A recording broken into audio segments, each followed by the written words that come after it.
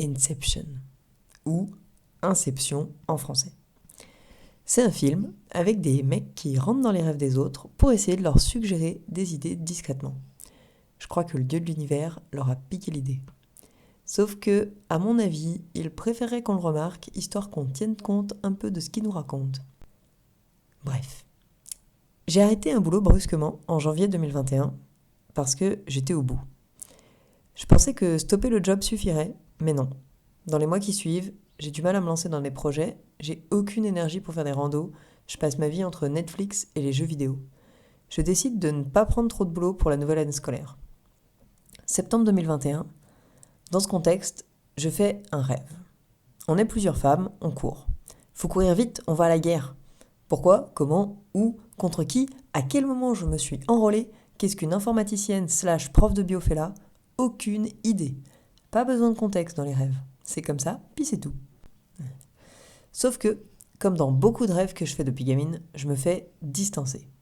D'habitude, il y a un monstre ou un zombie derrière, et forcément, c'est pour moi.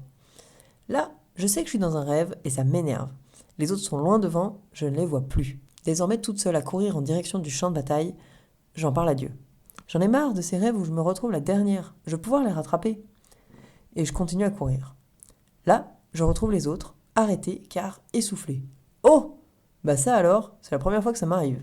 C'est une chouette revanche sur tous ces cauchemars que j'ai pu faire, où je suis pas à la hauteur et complètement abandonnée par les autres. En même temps, ils veulent pas se faire bouffer par le monstre, ils sont pas débiles. Bref, c'est pas fini.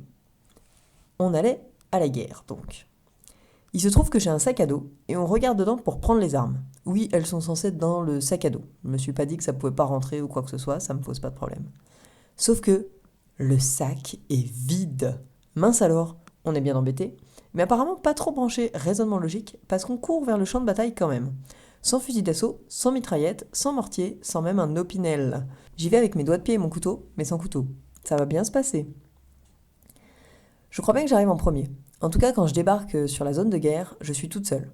Et là, une multitude de soldats adverses, armés jusqu'aux dents. Si ça te fait trop peur l'image, imagine des nounours, ça ira bien.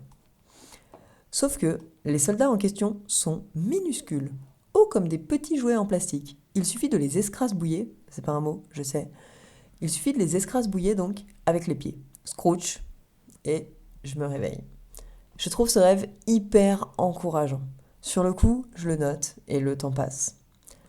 Printemps 2023, je vais à l'église et j'entends que l'ennemi est sous ton talon.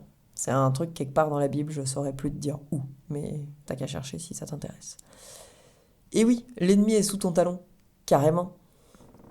Voilà pour cet article, c'était Natalia, l'impératrice de ses doigts de pied. En vrai, j'essaye justement de faire en sorte que ce soit pas moi qui les dirige.